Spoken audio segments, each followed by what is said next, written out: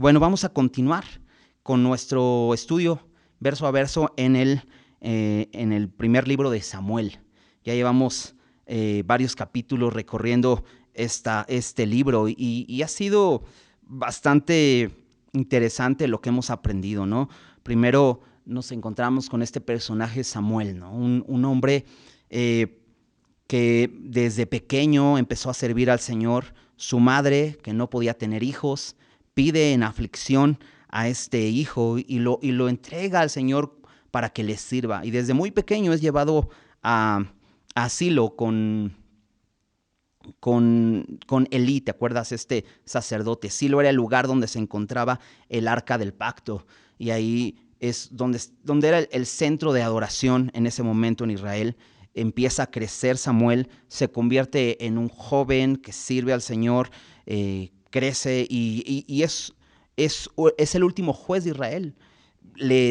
Dios les provee la victoria por medio de él simplemente cuando les anima a arrepentirse, a acercarse al Señor, a confiar en el Señor. Pero después de esto pasa algo extraño en el pueblo, porque el pueblo empieza a observar otras naciones y cómo se hace una nación, cómo se forma una nación, cómo se ganan las guerras. Empieza a ver en otras naciones y empieza a desear ser como las otras naciones y piden un rey. Vimos cómo Samuel se indigna, hay cierta molestia, pero Dios le aclara: no te están desechando a ti, me están desechando a mí. Dales un rey, ponles un rey. Pero Dios es el que escoge a este rey y Samuel recibe indicaciones de Dios. Le dice que él mismo le va a enviar a esta persona quien va a ser el rey de Israel. Y suceden unas ciertas circunstancias en la vida de Saúl, que va a ser este rey, o es este rey ya hasta donde estamos estudiando en el capítulo 11. Y ciertas circunstancias suceden, se encuentran Samuel y Saúl. Saúl le muestra que él va a ser el rey. La semana pasada estuvimos viendo cómo lo unge, pero no solamente es ungido con el aceite, este aceite de la unción que usa Samuel para decirle a Saúl que va a ser el rey, sino también el Espíritu Santo viene sobre Saúl. Vemos cómo le da algunas serie de señales que van a ocurrir para que le quede claro a Saúl que él va a ser el rey. Y suceden todas estas señales. Saúl se puede dar cuenta de esto y es lleno del Espíritu Santo y empieza a profetizar y empieza a hablar la palabra de Dios con otros profetas. Y veíamos la necesidad de esta llenura del Espíritu en nuestra vida para poder llevar a cabo la tarea que Dios nos ha dado a hacer. Qué importante es esto, que seamos guiados por el Espíritu Santo y de esa manera tener la capacidad y estemos completos para poder llevar a cabo la tarea que Dios nos ha dado. Entonces, hasta la semana pasada estuvimos viendo el capítulo 10, vamos a leer el capítulo 11 para estar revisando este día. Y bueno, me gustaría pues, primero empezar con una oración para pedirle al Señor que Él nos enseñe y Él nos dirija en este tiempo. Señor, gracias te damos porque eres bueno, gracias por tu palabra, gracias Señor porque podemos venir delante de ti, Señor, y venimos necesitados de ti, Señor, reconociendo, Señor, que separados de ti nada podemos hacer, Señor, que sin tu palabra, sin la guía de tu palabra, Señor, estamos desamparados, Señor.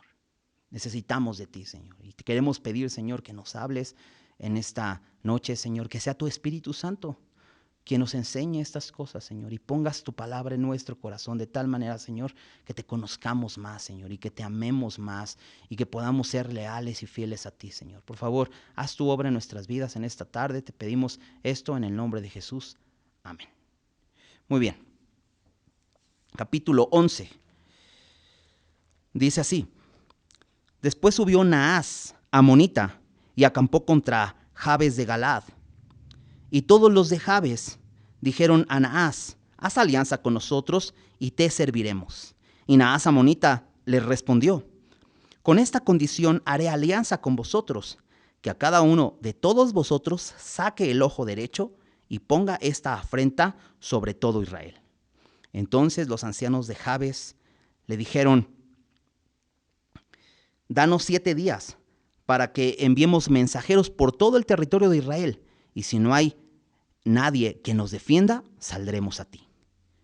Llegando los mensajeros a Gabá de Saúl, dijeron estas palabras en oídos del pueblo, y todo el pueblo alzó su voz y lloró. Y he aquí Saúl, que venía del campo tras los bueyes. Y dijo Saúl, ¿qué tiene el pueblo que llora? Y le contaron las palabras de los hombres de Jabes. Al oír Saúl estas palabras, el Espíritu de Dios vino sobre él con poder, y él se encendió en ira en gran manera. Y tomando un par de bueyes, los cortó en trozos y los envió por todo el territorio de Israel por medio de mensajeros, diciendo, así se hará con los bueyes del que no saliere en pos de Saúl y en pos de Samuel. Y cayó temor de Jehová sobre el pueblo, y salieron como un solo hombre. Y los contó en Besec, y fueron los hijos de Israel 300,000, y 30,000 los hombres de Judá. Y respondieron a los mensajeros que habían venido, así diréis a los de Jabes de Galad, mañana al calentar el sol seréis librados. Y vinieron los mensajeros y lo anunciaron a los de Jabes, los cuales se alegraron. Y los de Jabes dijeron a los enemigos, mañana saldremos a vosotros para que hagáis con nosotros todo lo que bien os pareciere. Aconteció que al día siguiente dispuso Saúl al pueblo en 3 compañías, y entraron en medio del campamento a la vigilia de la mañana, e hirieron a los amonitas hasta que el día calentó, y los que quedaron fueron dispersos de tal manera que no quedaron 2 de ellos juntos. El pueblo entonces dijo a Samuel, ¿quiénes son los que decían, ¿ha de reinar Saúl sobre nosotros? Dadnos esos hombres y los mataremos. Y Saúl dijo, no morirá hoy ninguno, porque hoy Jehová ha dado salvación en Israel. Mas Samuel dijo al pueblo, venid, vamos a Gilgal, para que renovemos allí el reino. Y fue todo el pueblo a Gilgal, e invistieron allí a Saúl por rey delante de Jehová en Gilgal, y sacrificaron allí ofrendas de paz delante de Jehová, y se alegraron mucho allí Saúl y todos los de Israel. Entonces, podemos ver que después de que sucede estas señales a Saúl, y que es ungido en Mizpa, si recuerdas, se reúnen en Mizpa para presentar, Samuel presenta a Saúl en Mizpa. ¿Recuerdas que no lo encontraban? Empezaron a echar estas suertes para elegir, empiezan a elegir entre las tribus, eligen a la tribu de Benjamín, van por familias hasta llegar a la familia de Saúl y eligen a Saúl, y de pronto Saúl está escondido en el equipaje y van por él, lo traen, se dan cuenta que no hay hombre tan alto y seguramente tan hermoso como Saúl. Y les dice, este es Saúl su rey, no hay nadie como él en todo el pueblo, y el pueblo se goza, hay mucha alegría porque ya tienen rey, gritan viva el rey. Algunos lo rechazan, vemos que al final Saúl disimula, simplemente dice, mas él disimuló cuando estas personas dicen, ¿no? ¿Cómo nos ha de salvar este? ¿No? Quizá vieron que era joven, sin experiencia, y lo desprecian. Pero vemos esto que se presenta en este capítulo 11, y nos presenta de inicio una amenaza. Dice que Naas amonita, este pueblo Amón, era un viejo enemigo de Israel. En Jueces 11, si recuerdas, cuando pasamos por ahí vimos esta historia de Jefté, de este juez que Dios levanta, y que igualmente, lleno del Espíritu Santo, Dios le entrega a este pueblo Amón. Pero este pueblo Amón reclamaba algo. Esto ocurre como aproximadamente 90 años antes de esto. Y curiosamente sucede que este pueblo reclama la tierra donde está Galad. Aquí estamos viendo que este pueblo se llama Jabes Galad. Esto está en la zona de Gad. Si recuerdas, cuando entran a la tierra prometida, a poseer la tierra, antes de entrar, todavía con Moisés ganan una batalla a Og y a Sehón, reyes de Basán. Y ellos pelean ahí porque les piden permiso de pasar, no les dan permiso, entonces se hace una guerra, se levantan estos dos pueblos para pelear contra Israel, pero Dios les da la victoria por medio de Moisés. Pelean y la tribu de Gad, la tribu de Rubén y la media tribu de Manasés le dicen a Moisés, pues esta tierra está pues bastante bien y ganamos, derrotamos a estas naciones, nos gustaría quedarnos aquí. Les dices, bueno, sí se van a quedar aquí, solamente que cuando entren a poseer la tierra prometida, ustedes tienen que ir a ayudarles a sus hermanos a pelear dentro de la tierra prometida. Pero ellos se quedan del otro lado del Jordán. Y por lo tanto, por estar en esta zona del otro lado del Jordán, eran una nación más vulnerable. Digamos que esta llanura del Jordán les iba a proteger de los enemigos, pero ellos estando del otro lado eran constantemente asediados. Y como te decía, en Jueces 11 vemos que este rey de Amón llega a reclamar esa tierra y le declara la guerra a Israel en esta zona.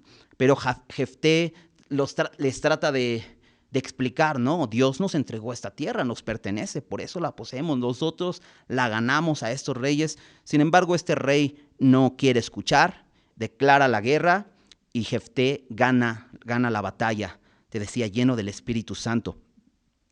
Pero años después de esto, este enemigo sigue al acecho, este enemigo no descansa.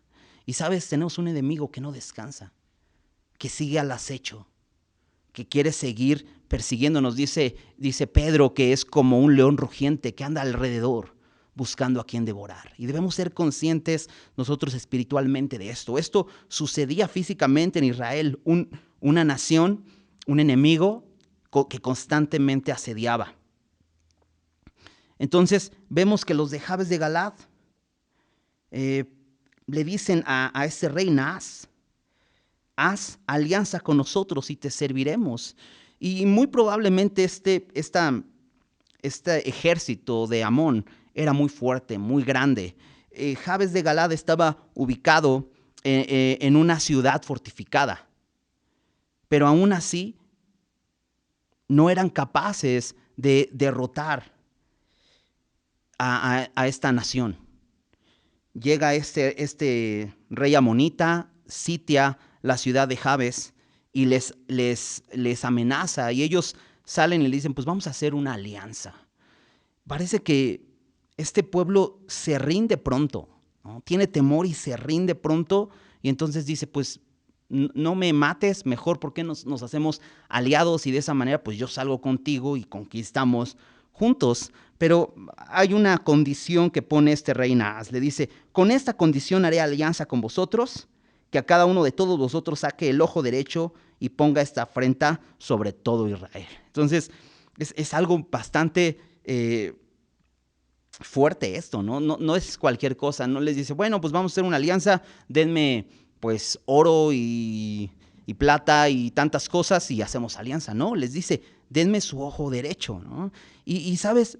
Creo que es importante recordar que Dios les había dicho a este pueblo que ellos no se aliaran con otras naciones, ¿no? En Éxodo 34, bueno, y otros pasajes, Dios les recuerda una y otra vez, pero en Éxodo 34:12, Dios les dice al pueblo, guárdate de hacer alianza con los moradores de la tierra donde has de entrar, para que no sean tropezadero en medio de ti. La razón es que si ellos se aliaban con ellos, ellos iban a terminar apartándose del Señor e iban a adorar a otros dioses. Ellos van a ser tropiezo, no te debes aliar con esas naciones. Pero Dios no solamente en su palabra le dijo esto a su pueblo, también a nosotros, ¿no? La palabra alianza significa pacto, entrar en un contrato de común acuerdo y llegar al punto de asociarse y pensar de la misma manera y hacer las mismas cosas. Y esta palabra también está relacionada con el matrimonio, y eso es bastante interesante porque cuando tú te casas te vuelves aliado, ¿no? Pero la palabra nos dice que como creyentes no debemos aliarnos con los incrédulos. De hecho, en 2 de Corintios 6, capítulo 14 dice, no os unáis en yugo desigual con los incrédulos. Porque ¿qué compañerismo tiene la justicia con la injusticia? Eso es lo que explica Pablo. ¿Qué compañerismo hay entre la justicia y la injusticia? Dice, ¿y qué comunión? ¿No? ¿Qué pueden compartir la luz con las tinieblas? Y sabes, nosotros somos luz. Y Dios no quiere que nos unamos en yugo desigual, que nos hagamos aliados de aquellos que están bajo el maligno, ¿no? En 1 de Juan 5:9 dice que el mundo entero está bajo el maligno. Por lo tanto, nosotros no debemos aliarnos. Y es lo mismo que Dios le decía a su pueblo, no se tienen que aliar. Pero este pueblo se venció fácilmente y dice, pues vamos a hacer alianza. Aunque cuando les ponen la condición, parece no ser tan atractiva esta condición. Porque lo que les pide él es que se saquen el ojo derecho.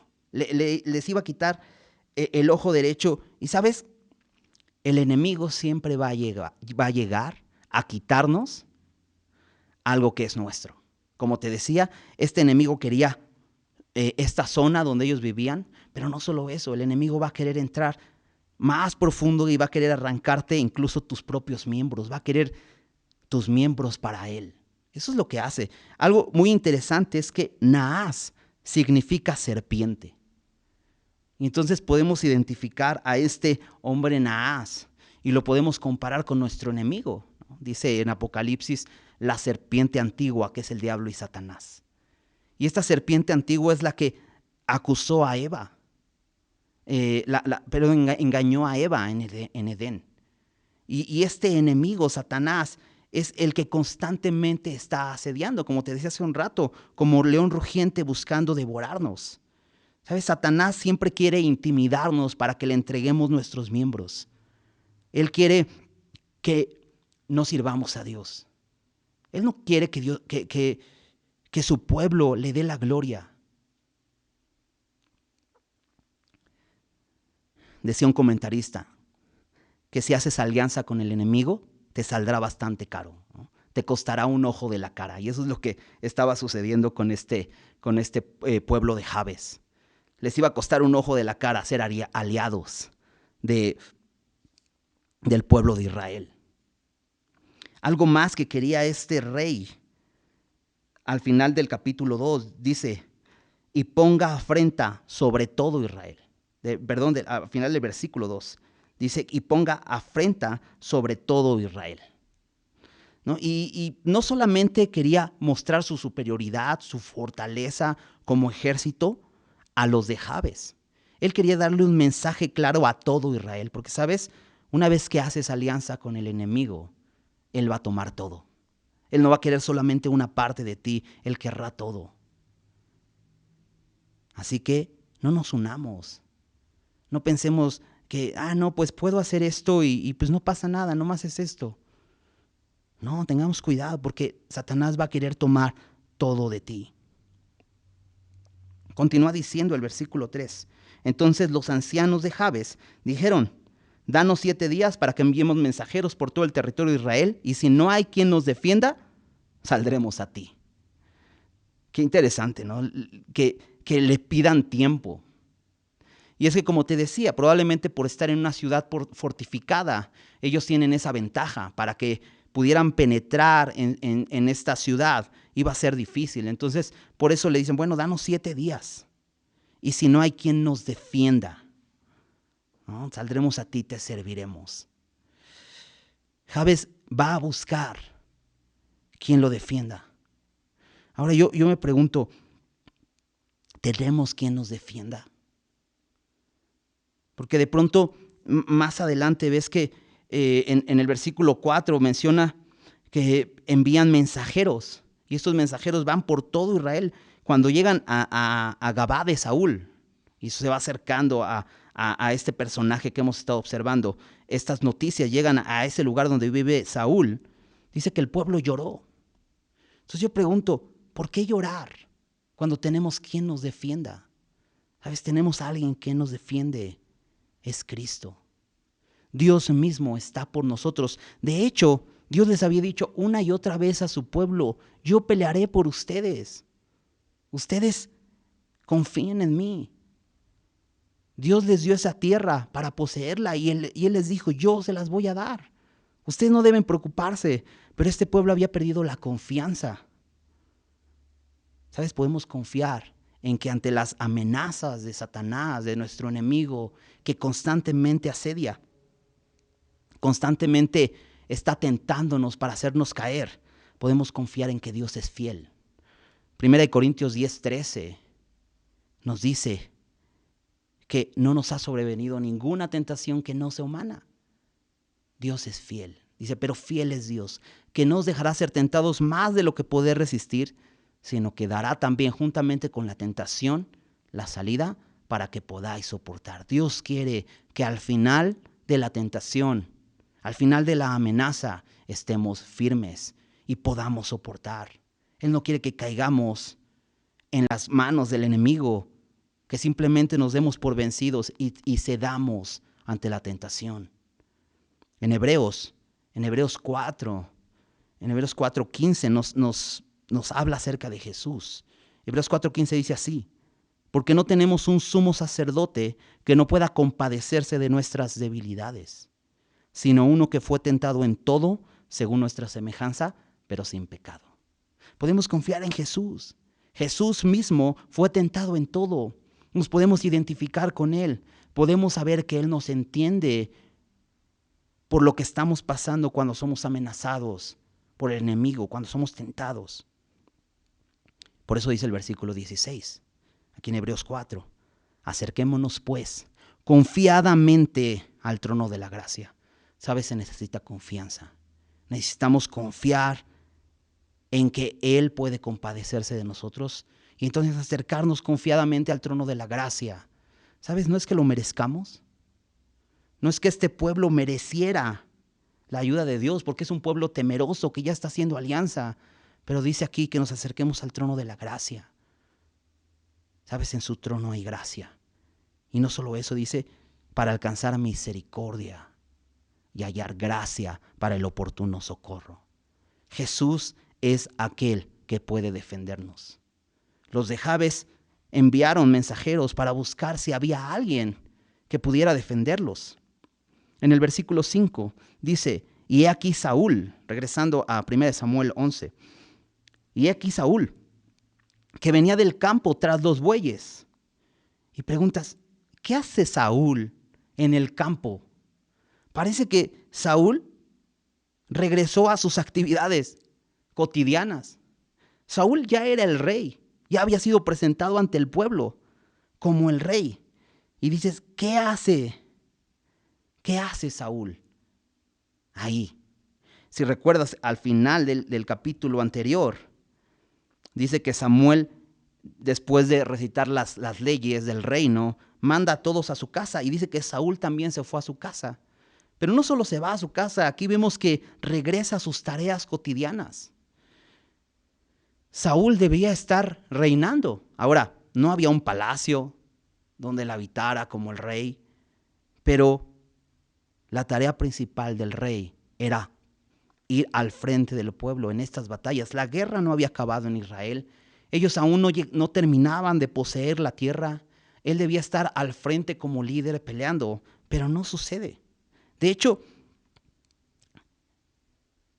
Saúl fue pedido, ¿no? Y si recuerdas, Saúl significa eso, pedido. Saúl fue pedido por el pueblo como rey. Y la razón principal era porque había amenazas. Y recordando un poco, diríamos, bueno, es que la razón es que los hijos de Samuel eran corruptos y Samuel los había puesto por jueces y ellos se cansaron. Pero no, la verdad es que ellos habían observado otras naciones y el pueblo pensó, si tenemos un líder que vaya delante de nosotros en nuestras guerras, que es lo que dicen en el capítulo 9, ellos dicen, él nos va a librar. La razón era que este rey Naas ya se había levantado, ya les había declarado la guerra a Israel. En el capítulo 12, acompáñame ahí, dale vuelta a la página de tu Biblia.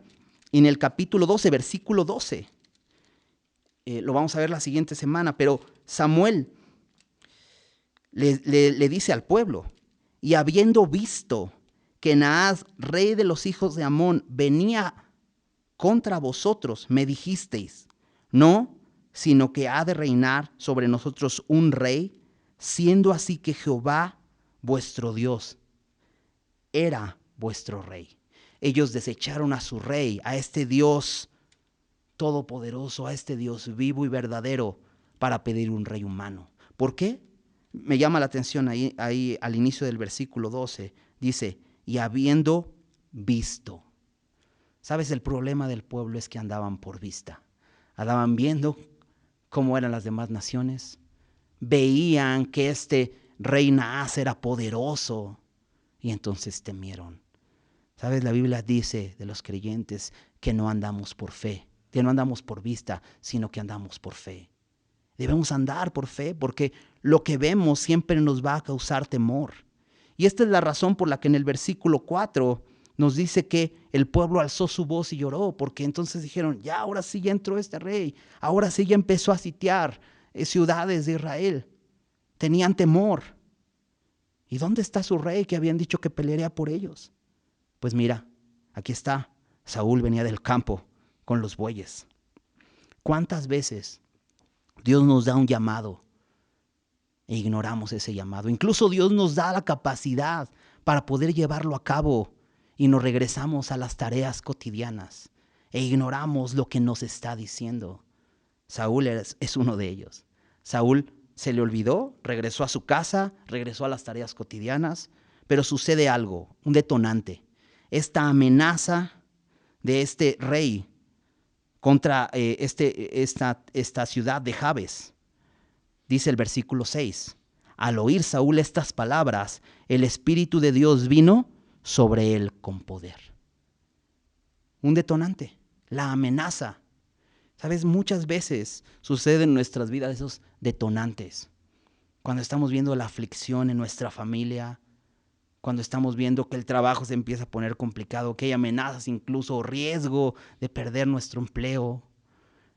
Cuando vemos las situaciones, cómo están alrededor, la inseguridad, esta crisis por la que estamos pasando del COVID y todas estas muertes que escuchamos, estas cosas que suceden, como lo que sucedió el día de antier en la Ciudad de México, o lo que escuchamos que sucede en algún otro país. Y todas estas cosas nos llevan a reflexionar y decir, ¿y qué estoy haciendo yo? Y sabes, esto es lo que sucede en Saúl. Él al oír estas palabras, algo sucede en él. Dice que el Espíritu de Dios vino sobre él con poder. Claro, él era el ungido de Dios. Dios ya lo había llenado con su espíritu. Él había dejado ese llamado y había regresado a las tareas cotidianas, pero ¿sabes? El Espíritu Santo, dice su palabra que nos anhela celosamente, no nos va a dejar. Y de pronto viene sobre Saúl con poder. Y era el momento de iniciar. ¿De iniciar qué? La batalla. Dios lo vuelve a llenar de la capacidad que necesitaba. Viene el Espíritu Santo sobre él y dice que se llena de ira. ¿Sabes? Muchas veces es lo que necesitamos, que el Espíritu Santo venga sobre nosotros para que empecemos a pelear la batalla. Y ¿sabes? Si recuerdas, Saúl era un hombre temeroso. Él necesitaba el poder del Espíritu Santo para llevar a cabo esta tarea. Y sabes, tú y yo necesitamos el poder del Espíritu Santo porque también somos temerosos y tantas veces nos echamos para atrás. Necesitamos caminar en el poder del Espíritu. Y sabes, siempre que pedimos a Dios que nos llene con su Espíritu, Él nos lo da. Su palabra dice, solo pide, y Él es un buen Padre que da el Espíritu Santo a los que se lo piden. Debemos reconocer que lo necesitamos a diario. ¿Por qué? Vamos a pelear una batalla. Estamos en este mundo y A diario libramos batallas espiritualmente. El enemigo está al acecho y necesitamos el poder del Espíritu. ¿Sabes? Jesús mismo experimentó esto. ¿Recuerdas cuando Jesús es bautizado y viene el Espíritu Santo al inicio de su ministerio? Viene el Espíritu Santo sobre él después de ser bautizado en el Jordán. En Lucas 4, versículo 1 y 2, nos dice así: Jesús, lleno del Espíritu Santo, volvió del Jordán, donde fue bautizado, y fue llevado por el Espíritu al desierto por 40 días, dice, y era tentado por el diablo. ¿Recuerdas que leímos hace rato que él fue tentado en todo? Aquí era tentado por el diablo. Conocemos esta historia. Dice, y no comió nada en aquellos días, pasados los cuales tuvo hambre. Y conocemos esta historia, cómo Satanás lo tienta una vez, luego lo tienta otra vez, lo vuelve a tentar. Pero Jesús sale victorioso. ¿Sabes por qué? Porque tenía la capacidad de Dios, tenía el poder del Espíritu Santo sobre él para poder llevar a cabo esta tarea. Cuando Dios nos da su Espíritu, estamos capacitados para pelear. Pero ¿sabes? Cuando recibimos el Espíritu de Dios, no debemos olvidar, va a empezar una batalla. A veces pedimos el Espíritu de Dios para que simplemente pues no pase nada. Pero no, el Espíritu de Dios es para algo, para pelear. Por eso le fue dado a Saúl. Las tentaciones, estas pruebas, estas amenazas del enemigo son una oportunidad para darle gloria a Dios. Son una oportunidad para dar testimonio. ¿Recuerdas lo que veíamos la semana pasada, Hechos 1:8? Y les decía Jesús, ustedes me van a ser testigos. Y cuando viene el Espíritu Santo sobre nosotros, en medio de las pruebas, somos testigos de su poder, somos testigos de su victoria, somos testigos de su obra en nuestras vidas. Realmente, las pruebas que enfrentamos a diario son una oportunidad para glorificar a Dios. Continuemos ahí en el versículo 6. Dice que Saúl se encendió en ira en gran manera.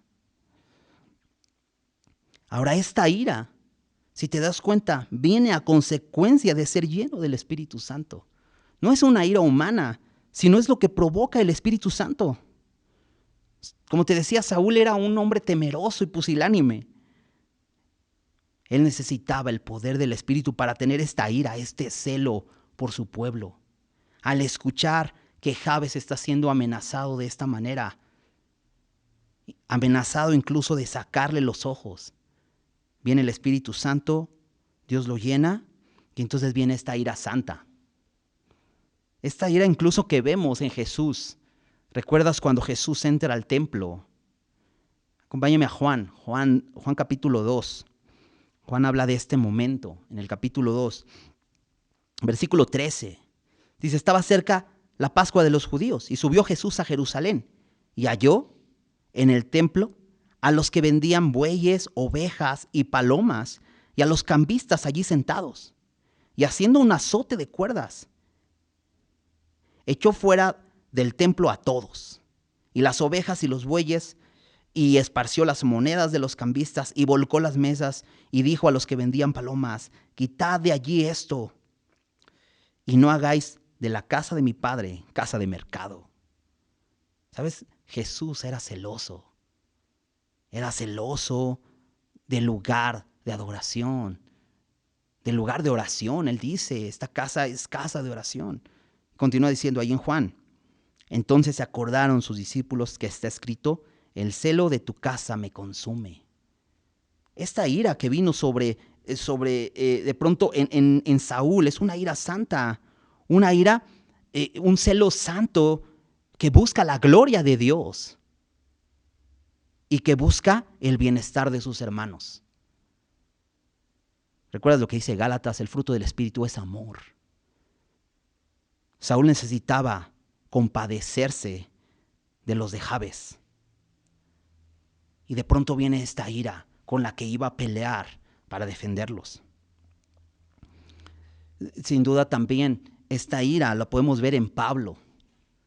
El apóstol Pablo, cuando está recuerdas, en su segundo viaje misionero, llega a Tesalónica, a Filipos, va a Berea, es perseguido, tiene que salir de Berea por la noche, llega a Atenas.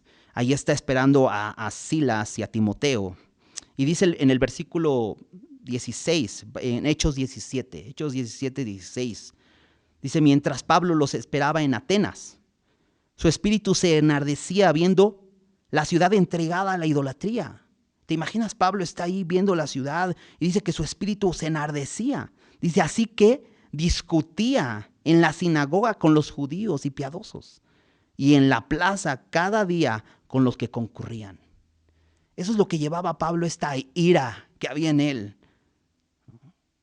Es una ira santa que Dios produce, ver la idolatría y decir, tengo que hablar de Cristo. Sin duda, Pablo también había ira en él cuando escribía algunas cartas. Por ejemplo, la carta a los Gálatas o a los Corintios. La primera carta a los Corintios es una carta fuerte.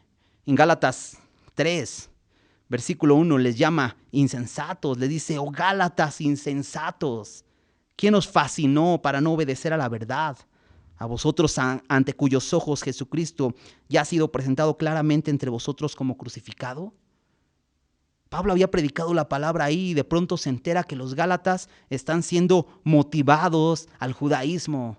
Y les dice, qué insensatos son, ¿quién les fascinó para que no obedezcan a la verdad? En el versículo 3 les dice, tan necios sois. Son tan tontos que no se pueden dar cuenta. Pablo había una indignación en él. Era esta ira santa que busca castigar el pecado y ponerlo en su lugar. Habiendo comenzado, les dice, habiendo comenzado por el Espíritu, ¿ahora vais a acabar por la carne? Ahora nuestra ira nunca debe dominarnos. El problema es cuando nuestra ira nos domina, se apodera de nosotros. Dice su palabra en Efesios 4. Efesios 4:26 dice, airaos, pero no pequéis. No se ponga el sol sobre vuestro enojo. El problema es cuando permitimos que el tiempo pase y esta ira no sea correctamente inducida hacia el verdadero problema. Debemos enojarnos contra el pecado, airarnos contra el pecado y castigar el pecado. Pero muchas veces no consideramos que esta guerra que estamos peleando es espiritual. Pensamos que es física y entonces empezamos a golpear a todo el mundo. Empezamos a enojarnos con todos. De hecho, en el versículo 27, ahí en Efesios 4, dice, ni deis lugar al diablo. Cuando dejamos que la ira nos domine, damos lugar a Satanás. Entonces vemos que Saúl se llena de ira.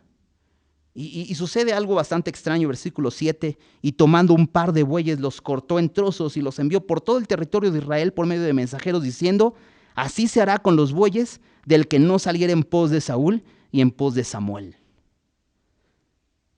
Qué extraña figura vemos aquí. Pero de pronto esta ira lleva a Saúl a cortar. Decía que venía tras los bueyes. Los bueyes eran animales de trabajo muy valiosos en el arado. Eran herramientas de trabajo. Pero a Saúl no le importa y dice, parte dos de ellos, los parte en pedacitos y manda un mensaje. Si recuerdas, en Jueces vimos algo muy parecido, pero no fue con bueyes. ¿Recuerdas este levita que tenía una concubina que es abusada sexualmente por los hombres precisamente de Gabá, de Benjamín? Y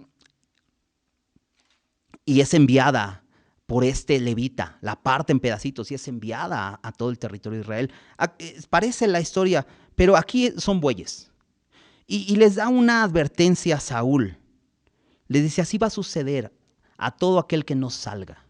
Y no es que, yo no pienso que Saúl meramente esté haciendo una amenaza de que él iría con cada uno y entonces cortaría sus bueyes en pedazos, echaría a perder sus máquinas de trabajo de alguna manera, no.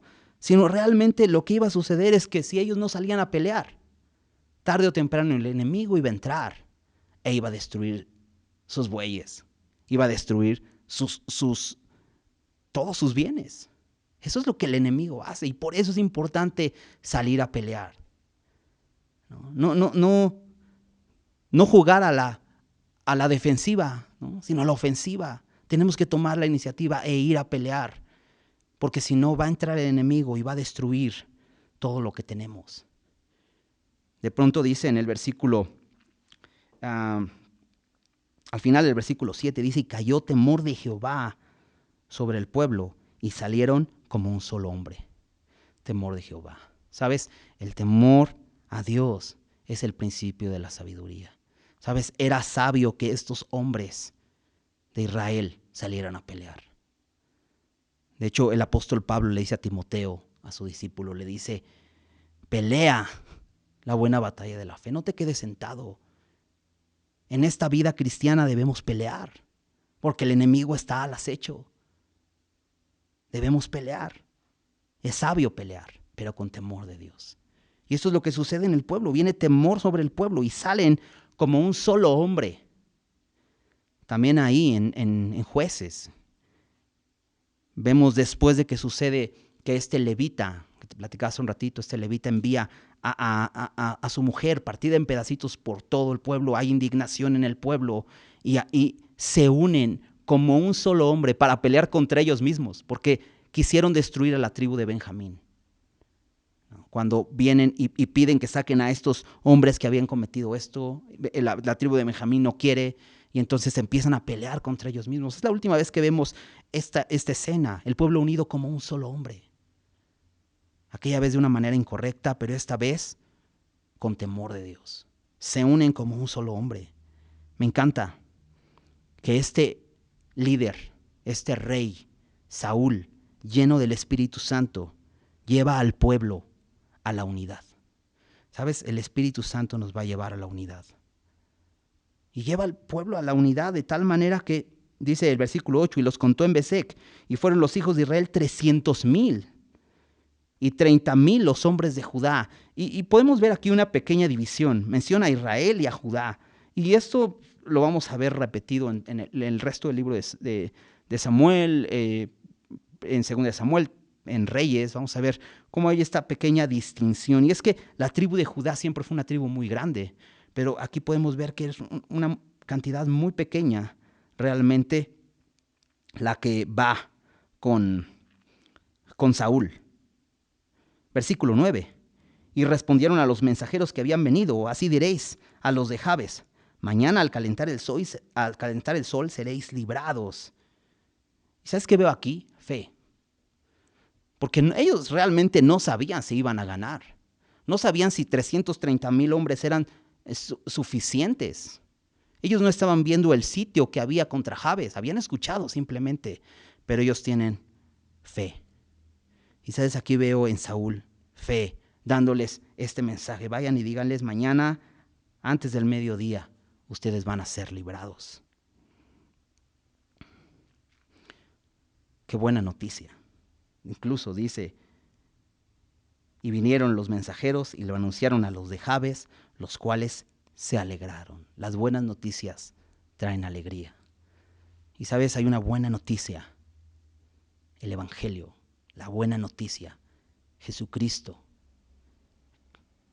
nuestro Rey, vino como un siervo, despojándose de su trono, se hizo hombre y vino a morir en nuestro lugar por nuestros pecados para derrotar a la serpiente, para derrotar a Satanás, para derrotar a la muerte y al pecado al cual estábamos esclavizados.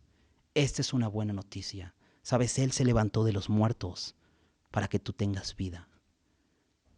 La buena noticia debe traer gozo. No debemos ser cristianos que viven llorando por las cosas que nos suceden. Debemos tener gozo porque Jesucristo vino un día y ha solucionado nuestro verdadero problema. Tenemos hoy vida eterna por Él. No debe haber tristeza en nuestro corazón. Este pueblo había llorado buscando un rey que los librara. Pero ¿sabes? El rey lo tenían y lo despreciaron. Nosotros no debemos despreciar a nuestro rey ni poner nuestra confianza en el hombre.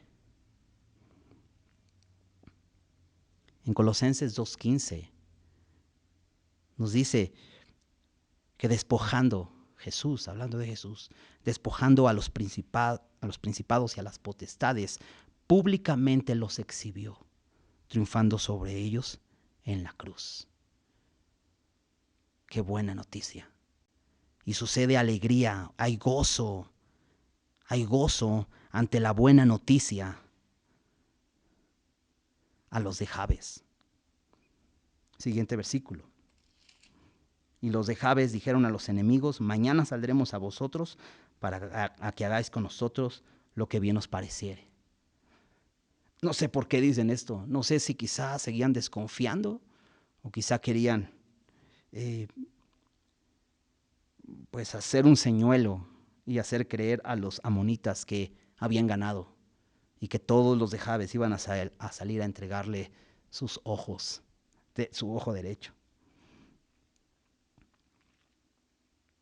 Versículo 11. Aconteció que al día siguiente dispuso Saúl al pueblo en 3 compañías y entraron en medio del campamento a la vigilia de la mañana, muy temprano, e hirieron a los amonitas hasta que el día calentó, como les habían dicho, hasta el mediodía. Y los que quedaron fueron dispersos de tal manera que no quedaron 2 de ellos juntos.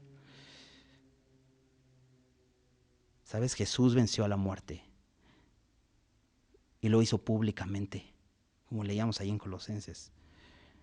Jesús venció a Satanás. Y aquí vemos a Saúl, el ungido de Dios, este rey de Israel, venciendo a Anás, a los amonitas, a esta serpiente que los estaba amenazando. Pero ¿sabes? Este rey tenía una característica importante que vimos aquí en este capítulo y en el capítulo anterior. Un rey lleno del Espíritu. Y sabes, Dios nos quiere usar así. Dios nos quiere usar llenos del Espíritu para salvar a aquellos que están siendo afligidos. Como iglesia, Dios nos ha puesto juntos para conocernos y tener comunión. Y sabes, siempre vamos a ver a gente que está siendo oprimida por el enemigo y probablemente que ya está haciendo alianza con el enemigo. En Gálatas 6, 1 y 2 nos dice, como creyentes, ¿qué debemos hacer con aquellos que están cayendo en las manos de su enemigo? Dice Gálatas 6:1, hermanos, está hablando a nosotros los creyentes. Hermanos, si alguno fuere sorprendido en alguna falta, vosotros que sois espirituales, restauradle con espíritu de mansedumbre, considerándote a ti mismo, no sea que tú también seas tentado. Cuando veas a uno de tus hermanos cayendo, ve y restáurale. Necesita que le rescates. Restáurale con un espíritu de mansedumbre. Pero dice aquí Pablo, considérate a ti mismo, porque tú también eres débil. Recuerda, tú también has llorado, también te han temblado las piernas frente al enemigo.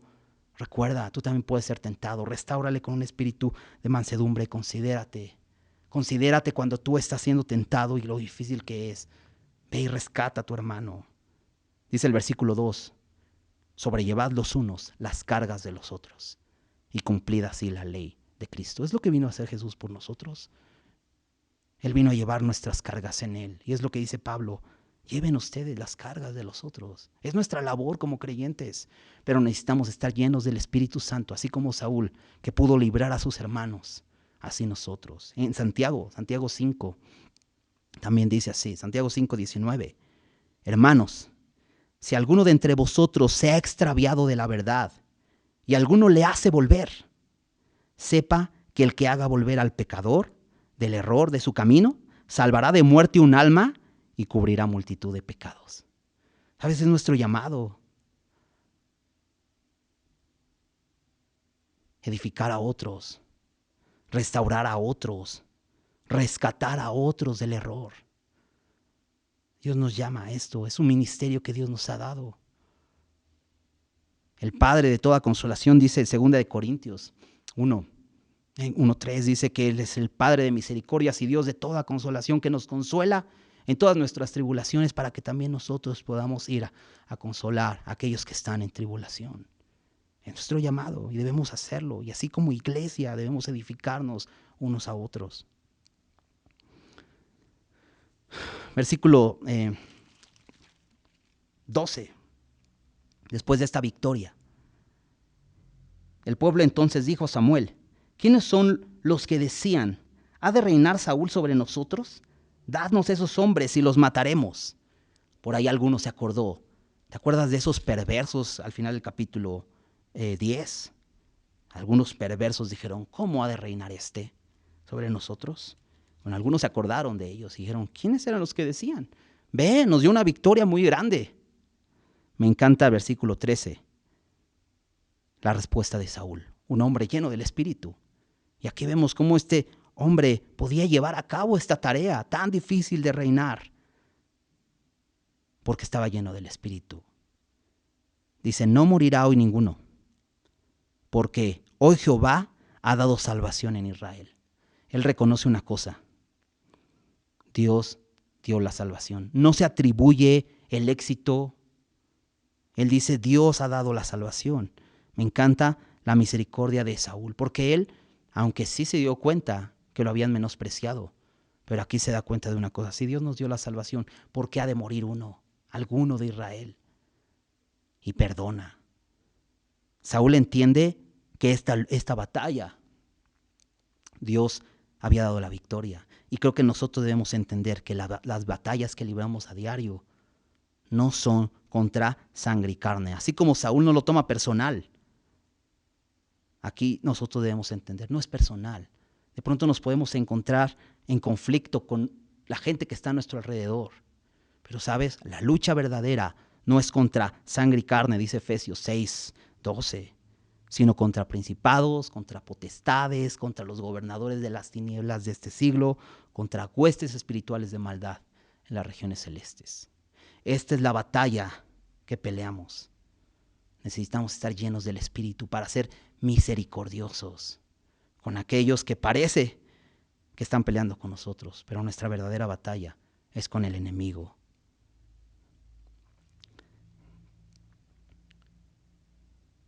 Saúl le da gloria a Dios, reconociendo: Dios es el que ha dado salvación. ¿Sabes? Dios es el Salvador. Él es el único que puede salvarnos. Saúl va bastante bien. Hasta aquí va bastante bien, porque está lleno del Espíritu. Y podemos seguir este ejemplo. Versículo 14 y 15 dice: mas Samuel dijo al pueblo: venid, vamos a Gilgal para que renovemos allí el reino. Si recuerdas, en el capítulo 10, en el versículo